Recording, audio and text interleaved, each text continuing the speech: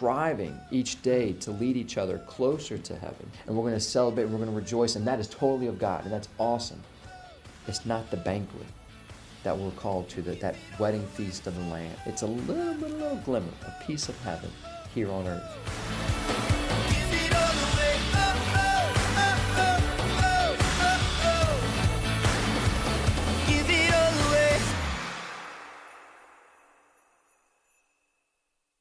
So disillusionment, we talked about this a little bit in marriage, I think before, but so disillusionment is basically what can happen in marriage, a lot of marriages. And I think what happens that causes this disillusionment is that we put onto marriage more than what marriage is meant to be. Okay, so God made marriage, and there's a specific goal and a purpose for marriage, but it's not the end-all be-all. Right? It's not the final resting place. Marriage is a sign that's pointing to our ultimate union with God. And so what ends up happening, I think, sometimes is that we put too much on our spouse, on the expectations of what we need from our wife or what we want from our marriage.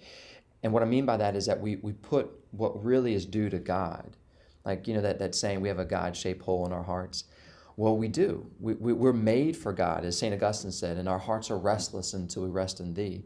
But that restlessness will unfortunately, try to go throughout the world and through whatever and try to fill that hole. Sometimes with good things, like my beloved, my wife, like, you know, she's amazing. She is such a gift from God for me, but that she's not God. She can't fill that God-shaped hole in my life. And that's okay, right? That's how it's meant to be. And I can't, regardless of how cool I think I am sometimes, I can't fill the God-shaped hole in her heart.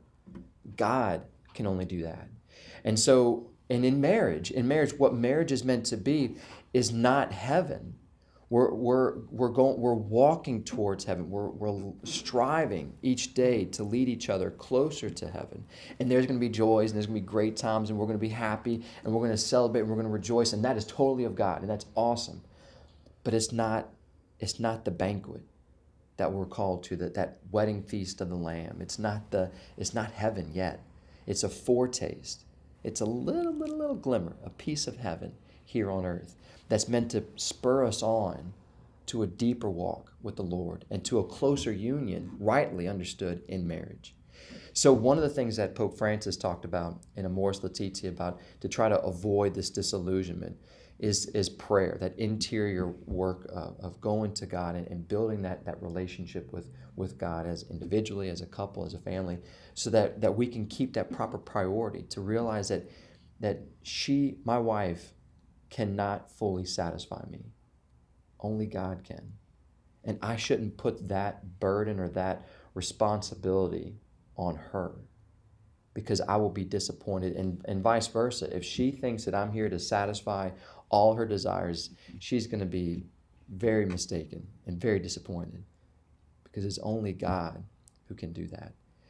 We are on the journey together. We're on this vocation, this calling together to love each other. And there's real love in all this. It's not to downplay our love that we have together, but it's to point in the right direction and say, we're working towards the ultimate love, what we're made for in heaven.